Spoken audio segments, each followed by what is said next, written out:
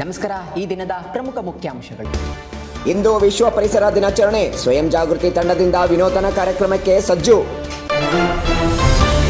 ಅಧಿಕಾರ ಬೇಕಾದವರು ಡಿಕೆಶಿ ಬಳಿ ಹೋಗಿ, ನನ್ನದು ಪಕ್ಷದ ಕೆಲಸವಷ್ಟೇ, ಬೇರೆ ಏನೂ ಇಲ್ಲ.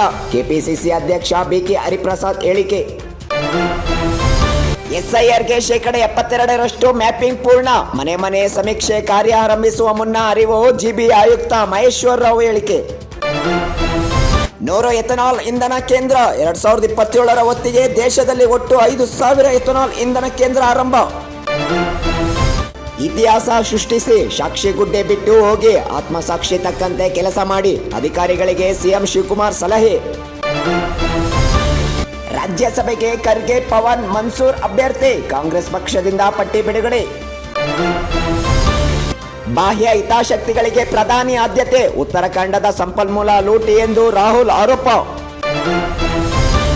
ಕಗ್ಗಟ್ಟು ನಡುವೆ ಖಾತೆ ಹಂಚಿಕೆ. ರಾಮಲಿಂಗಾರೆಡ್ಡಿಗೆ ಜಲಸಂಪನ್ಮೂಲ, ಪರಮೇಶ್ವರ್ಗೆ ಕಂದಾಯ, ಪ್ರಿಯಾಂಕಾಗೆ ಗೃಹ. ರಾಜ್ಯಪಾಲರ ಅಂಕಿತ. ಅರ್ಹರ ಗ್ಯಾರಂಟಿ ಸೌಲಭ್ಯಕ್ಕೆ ಕತ್ತರಿ. ಯೋಜನೆಗಳ ಫಲಾನುಭವಿಗಳ ಮಾಹಿತಿ ಸಂಗ್ರಹಕ್ಕೆ ಸಿಎಂ ಡಿಕೆ ಶಿವಕುಮಾರ್ ಹೇಳಿಕೆ.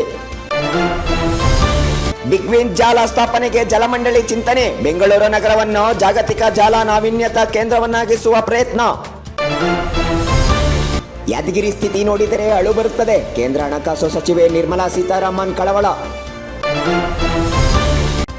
ಸಂಚಾರ ಪೊಲೀಸರಿಗೆ ಕೂಲಿಂಗ್ ಕಿಟ್. ಬಿಸಿಲಿನಲ್ಲಿ ಕಾರ್ಯನಿರ್ವಹಿಸುವ ಸಿಬ್ಬಂದಿ ಆರೋಗ್ಯ ಕಾಪಾಡುವ ಉದ್ದೇಶ. ಸಿದ್ದರಾಮಯ್ಯ ಕೈಲಿ ಸರ್ಕಾರದ ರಿಮೋಟ್. ವಿರೋಧ ಪಕ್ಷದ ನಾಯಕ ಆರ್ ಅಶೋಕ್ ಲೇವಡಿ. ವಿದ್ಯಾರ್ಥಿನಿ ಮೇಲೆ ಅತ್ಯಾಚಾರಕ್ಕೆ ಯತ್ನಿಸಿದ ಆರೋಪಿ ಬಂಧನ. ವೈಟ್ಫೀಲ್ಡ್ ಠಾಣೆಯಲ್ಲಿ ಪ್ರಕರಣ ದಾಖಲು. ಲಾಂಗ್ ಜಂಪ್ನಲ್ಲಿ ಆರ್ಯ ಹೊಸ ದಾಖಲೆ. ಕಂಠೀರವ ಕ್ರೀಡಾಂಗಣದಲ್ಲಿ ರಾಜ್ಯ ಸೀನಿಯರ್ ಅಥ್ಲೆಟಿಕ್ಸ್ಗಳು.